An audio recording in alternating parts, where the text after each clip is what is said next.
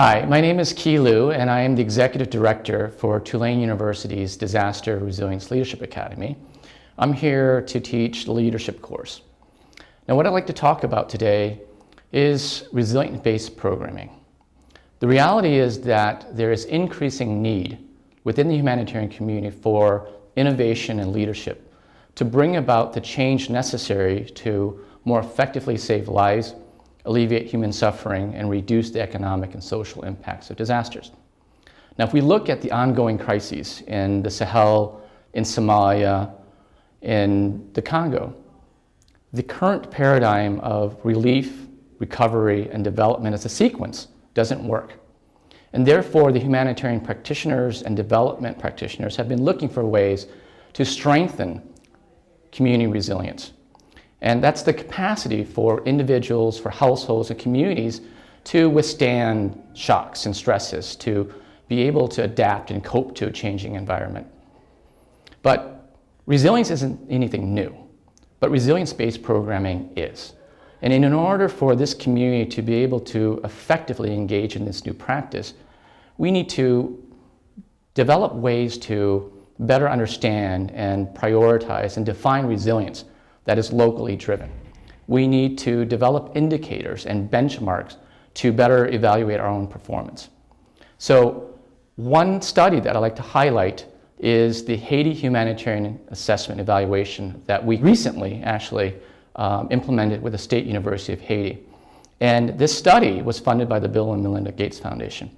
And what's interesting about this study is that we looked at the humanitarian assistance that was coming into Haiti post-earthquake, and we wanted to know whether this assistance was having an impact that went beyond life-saving activities, that actually impacted on Haitian resilience.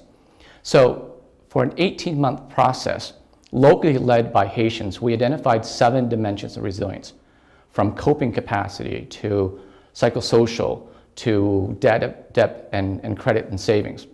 And through a household survey, we developed indicators and metrics to be able to evaluate access to humanitarian assistance on these resilience indicators and dimensions.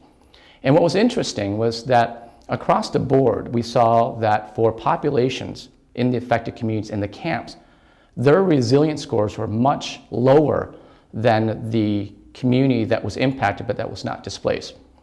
And what was the most unique finding was that in the camps, the greatest determinant in terms of a negative psychosocial outcome was the fact of being in a camp itself. And the point here is that if this community, if our community is serious about providing assistance that goes beyond life-saving assistance, we need to continuously evaluate the way that we go about providing assistance. We need to evaluate the tools and the methodologies that we have in place.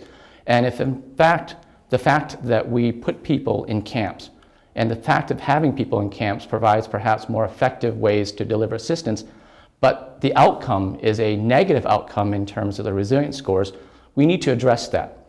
So resilience-based programming might be a way forward that allows us to build upon all of the good systems and programming that we have in place, and that continues to be able to address the needs of affected populations globally. Thank you.